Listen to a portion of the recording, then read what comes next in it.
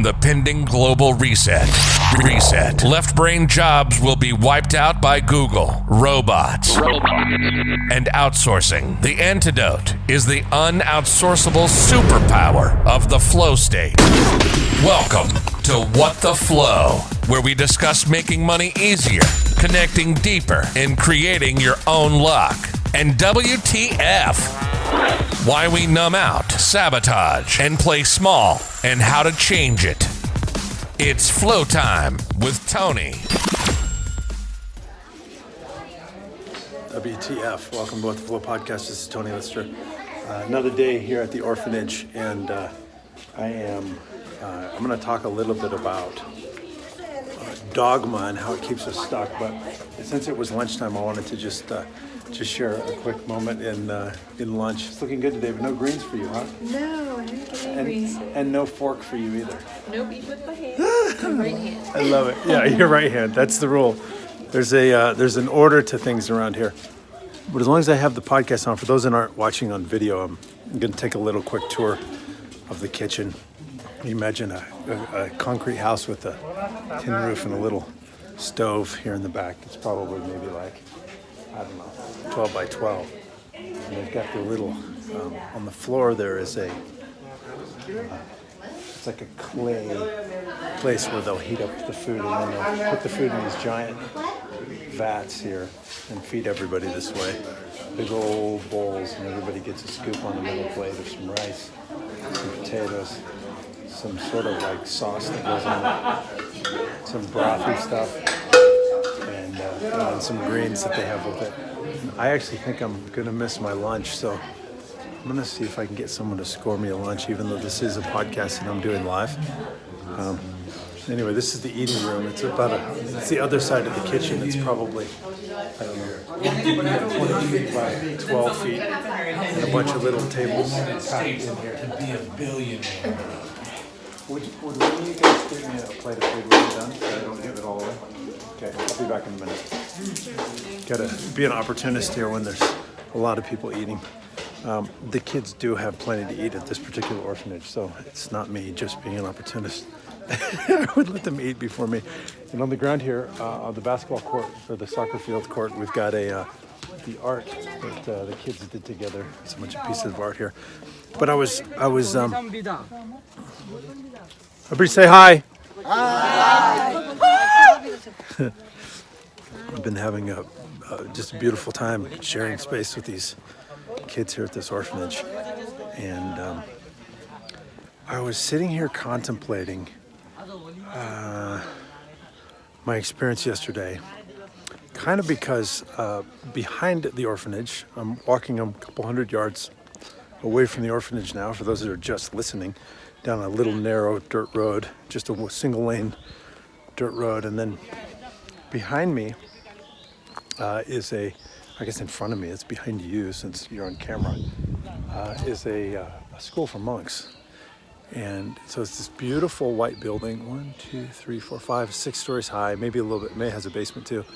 And it's like this, outside is like this white stucco with, it's a big rectangular building like you'd see like a box hotel building with kind of a reddish roof and a brown decorated banister along the top floor. And then all the windows are surrounded by this beautiful wood trim. And up at this, the school is a dirt field. It's a soccer field. We played soccer there yesterday, and the kids from that are in the Munk School came out, and some of them played with us, and some of us watched. But there was probably a couple hundred of these kids that were probably on average between 3 and 4 feet tall, because they're just little kids. You know, they're like 6 to 10 years old, all dressed in as monks.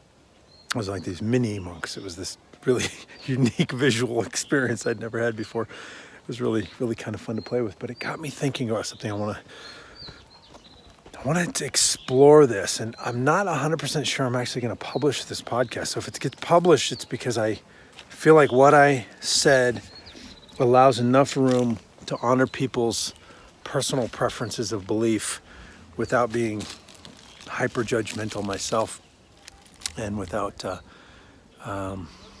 being, as I re-listen to this later, if I feel like I'm like super offensive, then I may not actually publish this podcast. But I was sitting here and I was recording a message for my children. And I was contemplating this experience I had in this temple that I went to yesterday. And my experience, and as I walked in, there was a couple of rows. There was like these benches with tables in front of the benches. And in the center, there was an open area. And then on either side, there were these benches with tables. And there was monks that were sitting along these benches. And then they had their different places of worship around the room, different statues and things. And there was a couple of monks that were like really young kids that were sitting at these huge gongs that were probably like 5 feet in diameter. These they weren't the metal ones. I guess it was more of a drum, like a huge drum. And, some of them had their cymbals, and they had the different, like little sound making instruments that they had.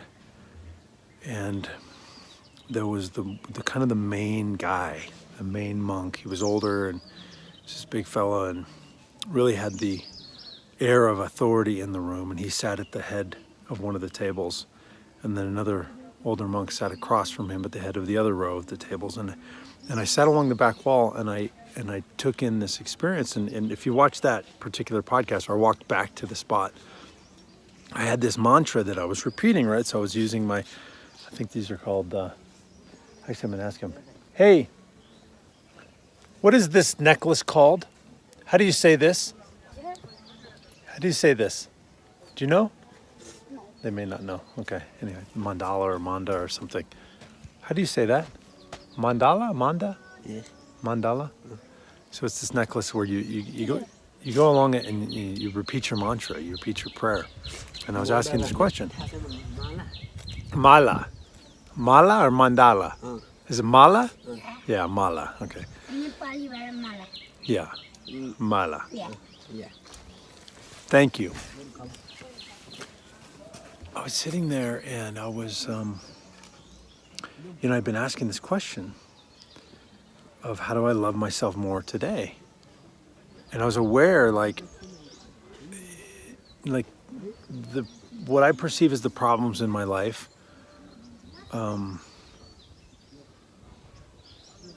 it's easy to get into this world of going, oh, I need more money, I need more stuff, I need more status, I need more recognition. At least for me, that's been really easy to fall into my whole life. Or there's been like places of struggle in relationships, and I want someone to show up differently to make me feel a certain way.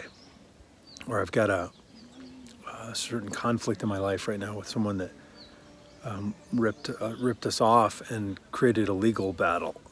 And so there's this anger and rage that's been going on, and I perceive those as problems, and those are situations, right? I mean, yeah, I have 5 kids, and I have a lifestyle that that requires money to do what I do, so money is a part of the equation, and yeah, I have a body, and I have to follow the rules of the body to have health, and yes, I have to answer the situations in these lawsuits. And so those are all things, they're all in my life. But what I got really clear on was that the real problem inside me was not that stuff. I figured out way more complicated stuff than that. I've had way bigger business challenges than that in the past, or like much more challenging relationship challenges. The problem is the story inside me that says it's not okay to be where I am.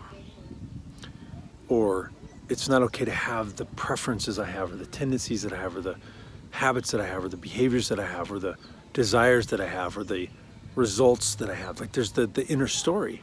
And so this whole thing of saying, how do I love myself right now? How do I love myself more fully today was really the only actual problem, because the rest of the stuff was just circumstantial. And I'm aware, because of the different fluctuations of times in my life when I've made extraordinary amounts of money and the times that I've made almost no money, that more money doesn't fix the inner story of that I'm not okay. I thought it would, but it never has. And it hasn't for any of my clients either. And so there's this illusion, if I could resolve the lawsuits, or if I could get additional money in the bank, or if I could get some stuff, or if I could have a greater reach with my impact, or some external that it's going to settle down that little voice inside that's like, who I am, what I am, how I am is not okay. And so anyway, I got really present to that. Really, it's just learning to love me in the moment and going, hey, this is just where I am. Okay. Yeah, I don't like some of this stuff. I don't like the discomfort. I don't like the conflicts. I don't like these other things, but I can just love me in this moment. So I'm having this like growing, loving experience, and I'm asking the universe. I'm like saying, I'm like counting on my beads and really doing this. Like, to me, the ritual became loaded with power, right? Rubbing the bead in and of itself and repeating a mantra could be powerless. It could just be like a distraction. It could just be some robotic thing. But in that space, it was powerful for me because there was power in the question. I was really connecting deeply to me and asking this question over and over and over. And I sit down in this room with these monks, and I'm watching this situation take place. And I see this older guy, this authoritarian, and he's the leader, and everybody reveres him and bows to him and acknowledges him, and he decides what the next prayer is, and they have their prayer cards out and they're reading. And I really want to say, I'm not trying to knock how they do their religion. Like, this is their life, and I really honor and respect. This is how they find value in doing their life. But for me, I grew up in a really dogmatic, hyper-religious environment that tended to worship the ritual, that tended to make a big deal about the ritual done the right way, or it can't please God, which the resulting message creates this inner world of, I never measure up, I never get my shit together, I never do it just right, therefore I'm not okay, and how can I love myself if I can't get in line with how the ritual must be done? So I have this lifetime of unraveling what I watched happening in this room. And these little boys were there, and they were squirming around, and they'd like, and then the older people were putting them in check.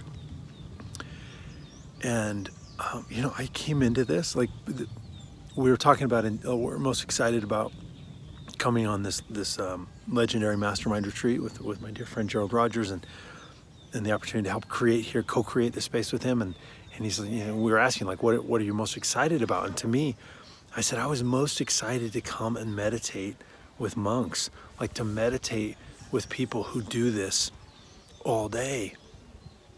Like, I was really excited. I've been meditating for 10 years, and I was really excited to meditate with someone who had been doing this in this way that they had gone deep inside their soul. That's what I looked forward to. And I sat there, and again, this is so judgmental of me. I get it. I'm just like saying it real. I sat there and I watched these people, and I watched those little boys get trained.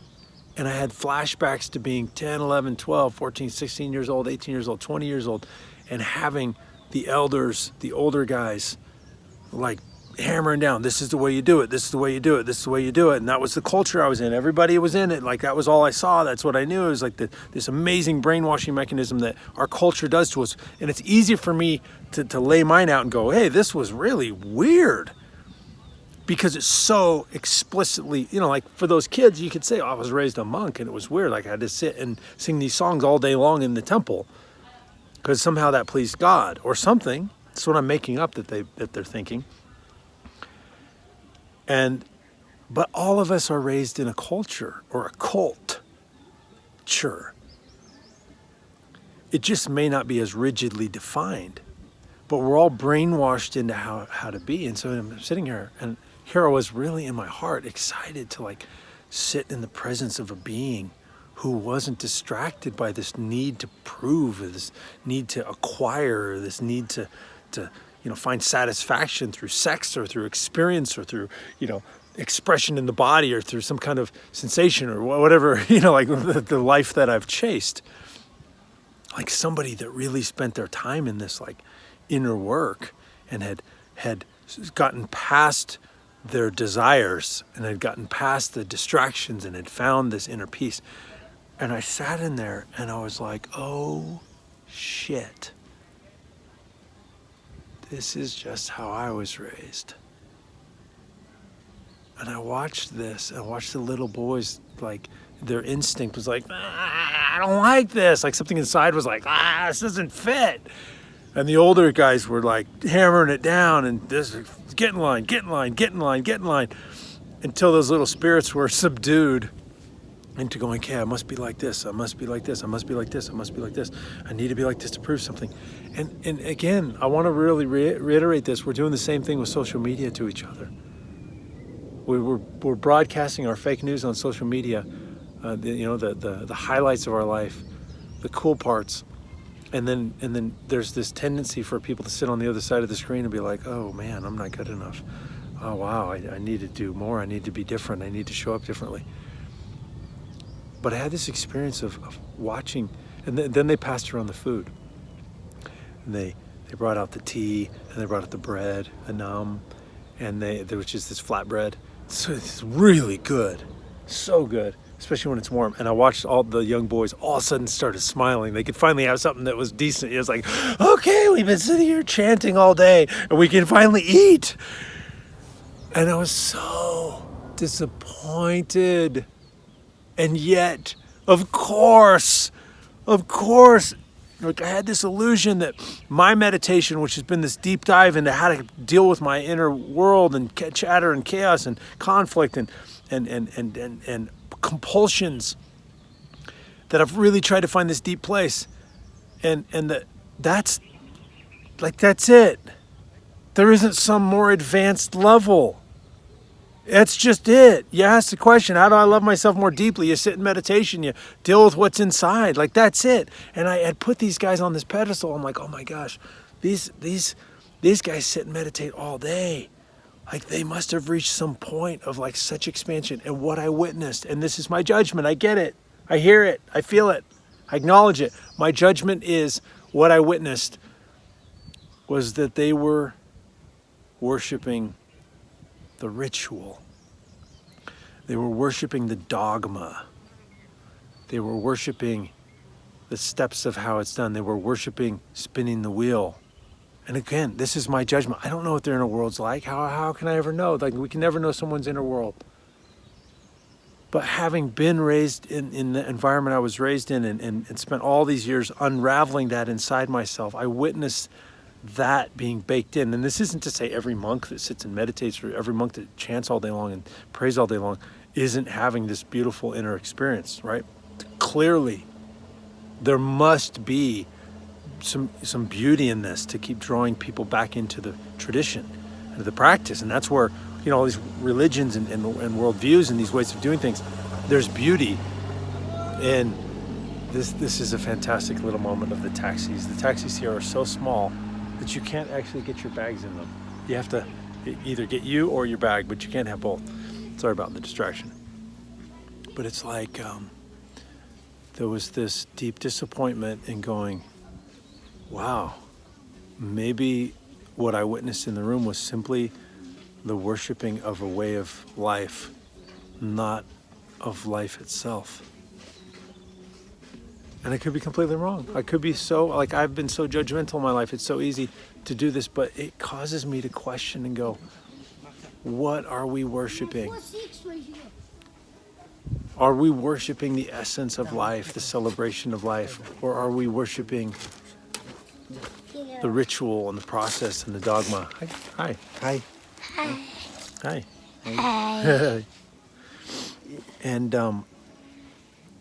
And then it brought me back to this place of like, oh, maybe the answers are really pretty simple. Maybe the answers really are just as simple as like get present in the moment. Get present and leave it. Don't unplug that. My microphone's getting fiddled with here. Microphone? No, the microphone. Yeah. Hi. Yeah. I'll let you look at it. But maybe the whole thing is. Yeah, be careful. Video. Maybe the whole thing is just learning how to love. And if the ritual generates love, like if the meditation really brings us to a place of love, then hell yeah, let's meditate. If the yoga brings us to love, then yes, let's do the yoga. If the church worship, if the singing, if the reading of scripture, if the following of dogma activates love in us, then yes, let's do that. If the making of the money engages and brings us aliveness, then let's do that. And if we've got stuck in the rut of worshiping the dogma, then maybe we need to actually check in. Like that instinct that those boys had, the squirminess of going, yeah, this way of doing this just doesn't isn't my jive, isn't fitting for me, isn't filling me. They knew it. I knew it when I was younger. I knew it when I was older. There was a deadness to the worshiping of the ritual. Anyway, I was just sitting here thinking about this and so startled. So I had 2 trips into that. One was when I went in the first time, one was when I created the podcast, and I've been able to contemplate it since, and they were still singing hours later. And I was like, oh my goodness, do they sing like that all day?